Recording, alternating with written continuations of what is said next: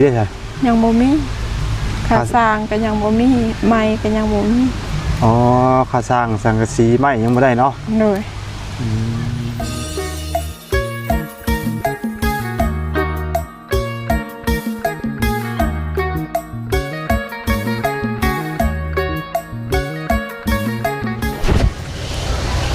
กราบทักทายสวัสดีและสบายดีเด้อพ่อพี่น้องFGเบิร์ดจุกหูจุกคนเป็นทางฝั่งไทยฝั่งลาวที่ต่างประเทศทั้งหนวดกับอินดี้ตอนรับเข้าสู่ซองหนวดพาเพลินคือเก่าเนาะครับวันนี้ก็ยามช่วงค่ำๆเนาะพี่น้องเนาะก็ได้มาพบพ่อกับน้องหนวดคือเก่าเนาะทั้งเพื่อนของน้องน้ำเพิ่นเนาะพี่น้องเนาะโอ้ยเนาะพี่น้องก็เขาเวียนมาถามเพิ่นพี่น้องเว้ยเนาะว่าขึ้นหลังจากที่ขึ้นเฮือนใหม่แล้วเป็นยังไงเนาะพี่น้องนอนรับพันดีวะที่ว่าได้เลขเด็ดเนาะพี่น้องก็ว่าได้เลขเด็ดตัวใดก็บอกกันได้เนาะเพราะได้ค่าห้องค่าเดินทางเนาะพี่น้องซื้อได้เลขเด็ดก็ได้เห็นว่าก็ได้เก็บปุ๊บอยู่เดียวนี่หวยคักได้เนาะพี่น้องเนาะเนาะพี่น้องนี่กะว่าเรื่องเด็กเรื่องหวยเนาะพี่น้องกะมาถามไทยว่าเพิ่นได้พี่น้องเนาะเวียนมากะว่าเพิ่นเป็นยังไงเนาะผมซึกเพิ่นหลังจากที่เคยนอนแต่ทางเฮือนพี่น้องเนาะพี่น้องเคยนอนแต่ทางเฮือนพี่น้องแต่ที่นี่ว่านอนเฮือนที่เป็นเฮือนของตัวเองนะพี่น้องเลย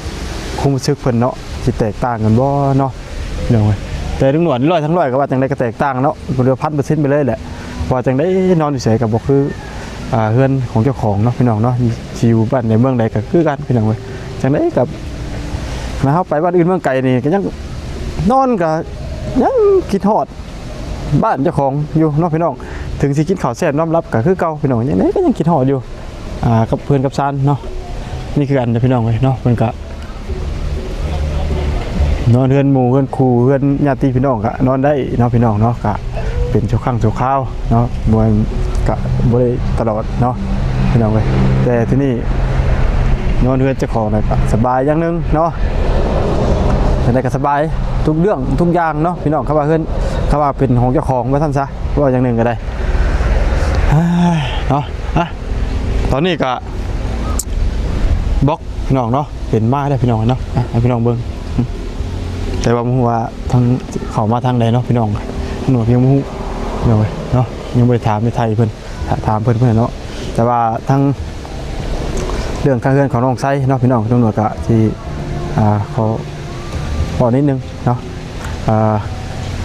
รอสร้างแหล่เด้อพี่น้องเด้อเนาะตำรวจยังไม่ลืมเด้อเนาะก็ยังคือเก่าพี่น้องเลย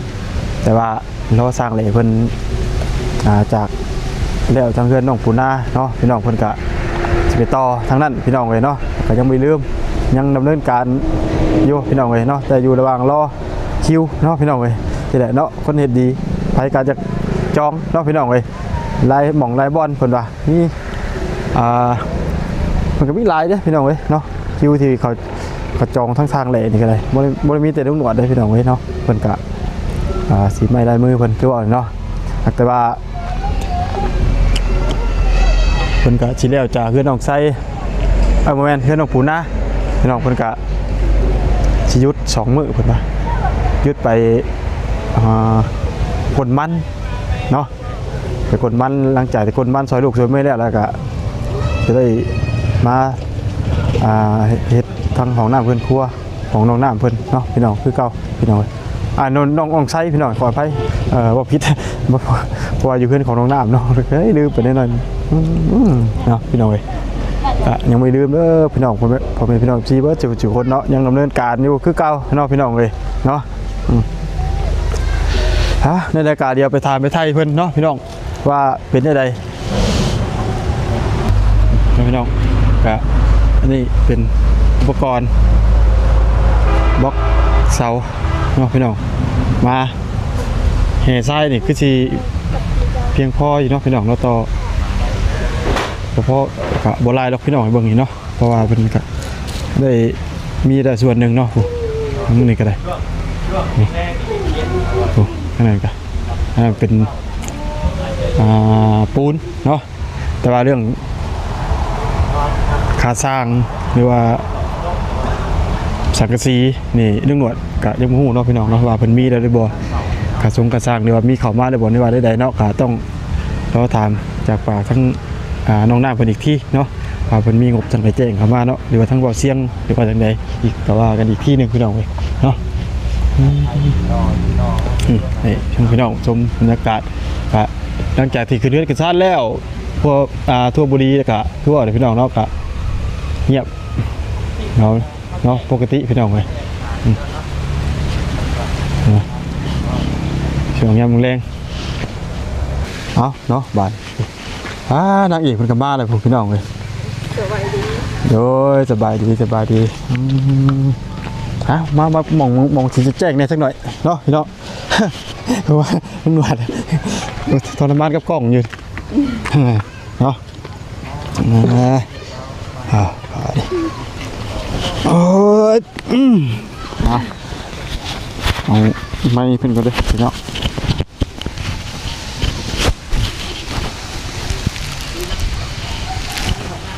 เป็นไงนอนเทือนใหม่ฮะนอนเทือนใหม่เป็นไงบ่ได้ฝันยังบ่ได้ฝันแม่นนอนรับเจ็บขึ้นเมียมเนาะพี่น้องบ่ได้ฝันเลยเนาะมีเด็กเด็ดเลยเนาะมีแต่ได้ยินแต่เสียงตู่แหละแม่นบ่แม่นระหว่างที่ไปนอนเฮือนญาติพี่น้องกับนอนเฮือนเจ้าของนี่เป็นจังได๋ความรู้สึกน้องจนเคยนอนแล้วก็คือกันคือกันบ่โดยเพราะความรู้สึกแบบว่านอนกับเพื่อนคนอื่นแหละเพื่อนตัวเองแหละฮะซ้ำเพื่อนตัวเองแหละซ้ำเพื่อนเจ้าของเนาะว่าในใดก็จังได๋ก็สู้เพื่อนเจ้าของบ่ได้เนาะโดยนอนก็เป็นเรื่องใหม่น้องเจ็บพันยังเป็นพี่น้องไงบ่ได้พันครับเป็นเรื่องธรรมดาเนาะนอนเพื่อนว่าง่ายเป็นของตัวเองจังได๋ก็ดีกว่าคนชาวบ้านเนาะเป็นชาวบ้านก็นอนได้อยู่สักฝั่งสักคราวเนาะเขาบ่สามารถที่แบบว่าสิอยู่ได้ตลอดเนาะแล้วอันบล็อกนี่ไผสั่งมานี่บ่เสียงบ่โดยเพิ่นแจ้งมีหยังแล้วนี่มีแต่ซ้ำนี่สังกะสีได้ใช่ยังบ่มีค่าสร้างก็ยังบ่มีไม้ก็ยังบ่มีอ๋อค่าสร้างสังกะสีไม้ยังบ่ได้เนาะโดยมันขาดหลายอย่างอยู่เนาะพี่น้องเว้ยสังกะสีแล้วก็ค่าสร้างโดยปูนบล็อกหินทรายนี่นะพอๆกับเลือดหน่อยเนาะพวกมันปูนไอ้พวกน่ะทรายกับมันเฮเนาะโดยอะไรพื้นไฟเพิ่นยังบ่ได้มาแม่นบ่ยังเพิ่นเข้ามาหายบ่เห็นซ้ำมื้อนั้นมาติโดยแสดงว่าเพิ่นถ่าทางเว้ายาวบ่แม่นน่ะว่าเนาะ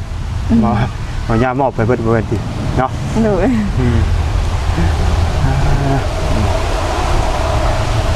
เป็นเครื่องเฮือนนี่เป็นตู้เสื้อผ้าเจ้ามีแล้วบ่ยังบ่มีโดยโอ้มีแต่ผ้าห่มหมอนมุ้ง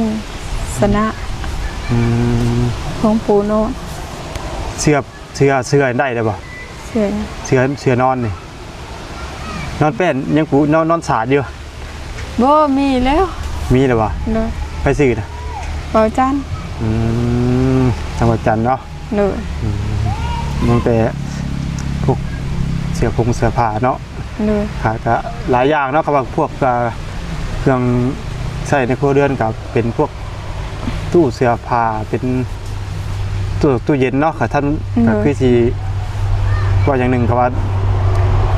ไปผ้าเขานี่ก็มีเงินก็อยากได้กันเนาะแต่มาแล้วคันมีเพราะว่าตู้เย็นนี่สิว่าสำคัญนี่พี่น้องเอ้ยสำหรับที่เงินทั่วไปหรือว่าโดยส่วนตัวลุงโหนนี่สำคัญนักๆเลยเพราะว่า1เขามีกับข้าวกับน้ำเนาะเขาก็สบายกินเขากินบ่เบิดเนาะเขาก็กินไว้ได้พี่น้องเว้ยอันนี้ถ้าว่ากินบ่เบิด แต่ว่าเป็นกับข้าวที่มันก็ยังเหลือพอได้เก็บกินเก็บไว้กระบูดบาดเนาะ โดย สิกินต่อกับบ่เบิดบาดนี่ นี่ ก็ได้ถิ่มคือเก่าเนาะเพราะว่ามันบ่มีแนวใส่บ่มีตู้เย็นเนาะพี่น้องก็ถือว่าสำคัญอยู่พี่น้องเนาะ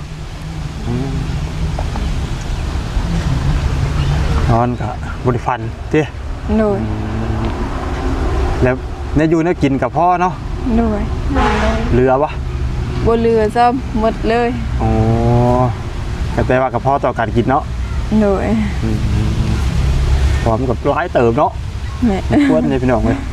ถ้าว่าโอ้เขาว่าบ่ซื้อฮอด30โลนี่ยังบ่พอกินเนาะ บ่พอกินน่ะ พี่น้องเอ้ยคันว่าลุงโดดซื้อฮอด30โลเด้30โลแล้วก็เพราะว่าโตคืออย่างที่ เห็นในคลิปพี่น้องคือว่าสมมุติมาพักควรอยู่คนก็ ซื้อไก่แน่เด้ ไก่เพิ่มอีกเนาะ โดยทางไกลเลยค่ะพอค่อยเงิน2ล้านนั้นหมดซื้ออาหารกิน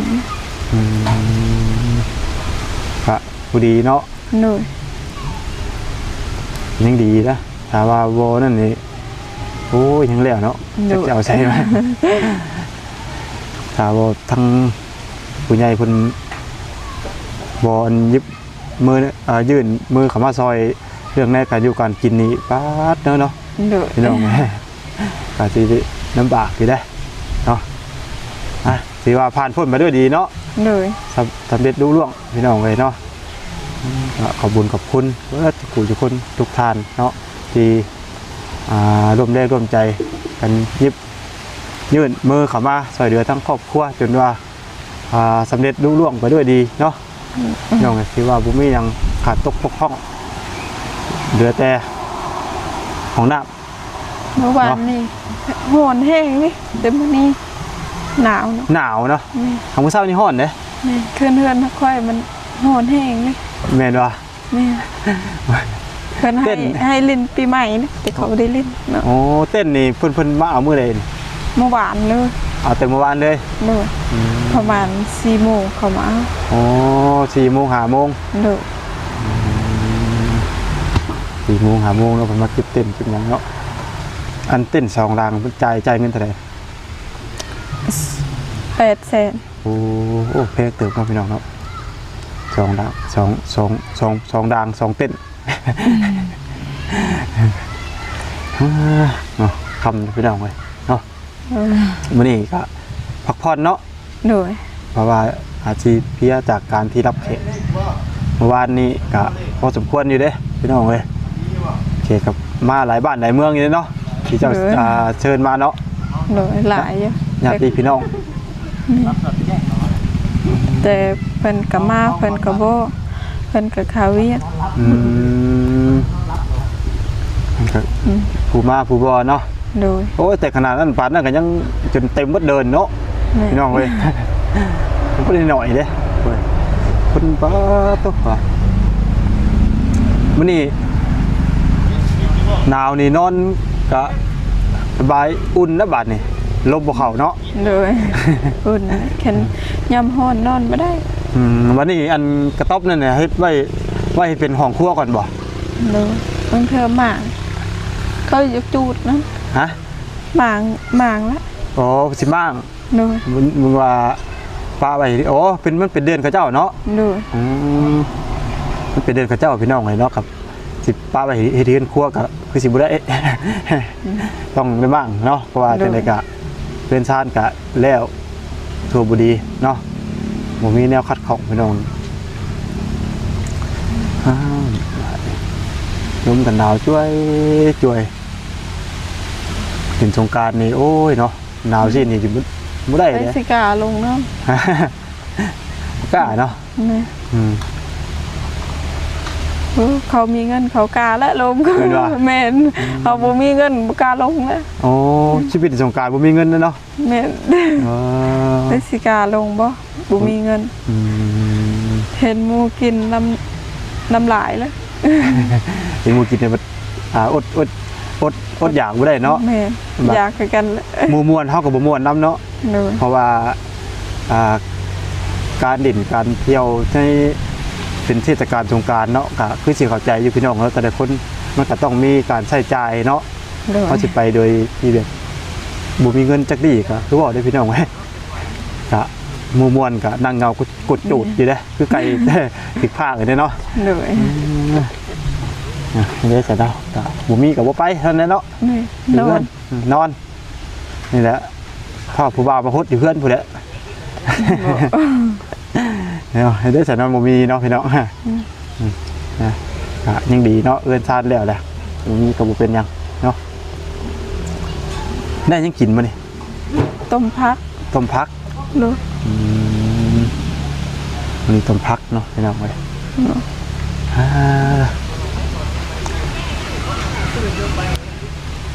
ะนั่นก็ตอนนี้ก็มันก็คำพี่น้องเว้ยเนาะอันของลุงหนวดขึ้นเหล่เขาพี่น้องเว้ยขอโทษขออภัยพ่อแม่พี่น้องซีเบอร์จุกุจุคนเด้อเนาะพี่น้องทั้งภาพที่บ่แจ้งเนาะก็ขอโทษขออภัยเป็นอย่างสูงเลยพี่น้องเฮ้ยมันลุงหนวดก็ผิดปั๊บบ่ได้พี่น้องเลยเพราะว่ามันเกิดจากโทรศัพท์พี่น้องบ่ได้เกิดจากที่ควบจำที่ว่าควบอันของกล้องอะไรเนาะมันบ่ได้พี่น้องเลยเพราะว่าคำชี้ว่าตรงๆกันเลยคือกล้องเป็นกล้องที่แบบราคาต่ำๆเนี่ยพี่น้องเนาะ บ่งามอยู่ ก็ลุงหนวดซื้อ2 ล้านเลย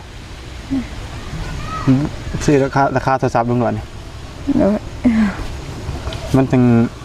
เขาว่าเป็นเขาออกมองพื้นที่ที่ว่าแจ้งๆในกะแค่นี้นะนึงคือจังไปเข่าตารางคือน้องน้ำนี่เข้าไปนี่ เห็นแล้ว โอ้ยน้องน้ำขาวๆนี่แดงเลยพี่น้องเลย ใส่ข้าวดำบ่ข้าว ดำบ่ขาวได้ขาวลุงหนวดอีกนี่หนวดมึงก่อน ข้าวบ่ เพราะขาวกล้องลุงหนวดโอ้ยจากคนงามกลายเป็นคนขี้ร้ายพี่น้องเอ้ยว่ะเนาะ ลุงคอยเป็นสีเหลือง เหลืองบ่กับบ่เหลืองเลยทำ คอยเหลืองเบิ่ง โอ้ใครกดตะกี้อยู่ตอนที่มาพบเจ้าแรกๆนะโอ้เหลืองแห้งดีเด้เนาะ โดย หอมฉีดส้มเลยพี่น้องเลยในการดูการกินโปรเต็มที่เนาะพี่น้องจังว่าตอนนี้ก็แค่แน่ขึ้นมาหน่อยนึงหวานนี่ที่ว่าค่ายได้ลายดีก็คือมองที่ว่าจากเพื่อนเซ่เนี่ยเนาะที่กับเพื่อนปัจจุบันเนี่ยที่ว่าต่างกันแห้งเนาะ โดย แต่ที่นี่เพื่อนชาติขึ้นแล้วเป็นอาทิตย์เรียบร้อยแล้วก็ถามว่าลุงหนวดบ่มีเคสรับผิดชอบในเงินของน้องนี่ก็ลุงหนวดก็ที่ได้หนึ่งโดทำมาหาน้องทีหนึ่งได้ โดย ก็จะว่าเด้อ โดย เอามันว่าเห็นลุงหนวดเล่นเพื่อขี่รถกายโอ้ โบ โห ไปสิเลน เนาะ บ่เล่นเนาะ เพราะว่าเพื่อก็เคยว่ายังไปซอยเคสอื่น โดย เอาเคสที่เพิ่นที่ยังรอคอยความช่วยเหลืออยู่กับยังหลายน้องเลย โดย เนาะคนที่ เดินทางปลอดภัยเด้อ โดยขอบคุณเลยเคสที่เพิ่นยังเดือดร้อนกันทั้งหลายเนาะแบบเดียวกับน้องน้ำตอนนั้นแหละ แม่ เนาะครับตำรวจแต่ว่าตำรวจมีงานรับผิดชอบตำรวจก็สิได้แวะเข้ามา โดย นี่ก็สิเข้ามาอยู่บ่มีก็แต่ว่าโดนๆเทื่อนึง แม่ ก็สิบ่แม่นสิบ่ได้เข้ามาตลอดคือจังก่อนหน้านั้น โดย นานทีบางทียันว่าโอ้ยเนาะไปใส่ดิว่าได้ งาน เนาะพี่น้องเลยยันว่าเธอ14เพิ่นก็จะบ่แวะนี่หานี่ว่าตำรวจก็สิแวะอยู่เด้อพี่น้องเด้อแต่ว่าก็สิห่างน้อยนึงเนาะ โดย เพราะว่าเคสอื่นก็ยังที่ว่าเดือดร้อนยังรอคอยกันความช่วยเหลืออยู่กันยังหลายพี่น้องเลยเนาะในรายการดุ้งหนวกก็คำมืดเลยคำมาอะไรพี่น้องดุ้งหนวกก็ใช่ขอลำลาเนาะทางน้องน้ำมาเลยเนาะ โดย เดี๋ยวสบายดี เดี๋ยวเนาะพี่น้องก็สำหรับคลิปนี้ก็ดุ้งหนวกก็ได้มาอัปเดตให้ทางพ่อแม่พี่น้องFCในเบิ่งในชมกันอีกเทื่อเนาะหลังจากที่ว่าขึ้นเพื่อนขึ้นซ่านแล้วเป็นที่เรียบร้อยเนาะว่าเพิ่นเป็นได้เพิ่นก็นอนรับสบายดีพี่น้องเอ้ยแจบคักเพิ่นว่าเนาะก็จะได้ความยินดีกับน้องเพิ่นเนาะแล้วก็ขอบคุณทางผู้ใหญ่ใจดีเบิดทุกคนทุกท่านเนาะที่เข้ามายึบมือยื่นเข้ามาซอยทั้งครอบครัวของน้องน้ำจนสำเร็จไปด้วยดีเนาะพี่น้องเนาะสำหรับคลิปนี้กับน้องหนวดก็จะได้รับลาเลยเนาะพี่น้องเนาะก็ให้พ่อแม่พี่น้องกับซีฝากกดไลค์กดแชร์ กดเป็นกำลังใจให้กับทางตำรวจเด้อพอตำรวจก็จะได้มีกำลังใจถ่ายคลิปลงคลิปใหม่ๆให้ทางพ่อแม่พี่น้อง FC ได้เบิ่งได้ชมกันไปเรื่อยๆเนาะก่อนอื่นก็ทิ้งขาดบ่ได้เลยก็ขอขอบคุณกับคุณทางผู้ใหญ่และFC ผู้จุคนที่เข้ามาเบิ่งโดยบ่ข้ามโฆษณาและให้กำลังใจกับทางตำรวจเนาะก็จะมีแต่ให้ดีๆมีแรงสุขภาพร่างกายร่ำรวยเงินทองเฮงๆปังๆเบิดจุกคนเนาะสำหรับคลิปนี้ตำรวจก็สวัสดีบ๊ายบาย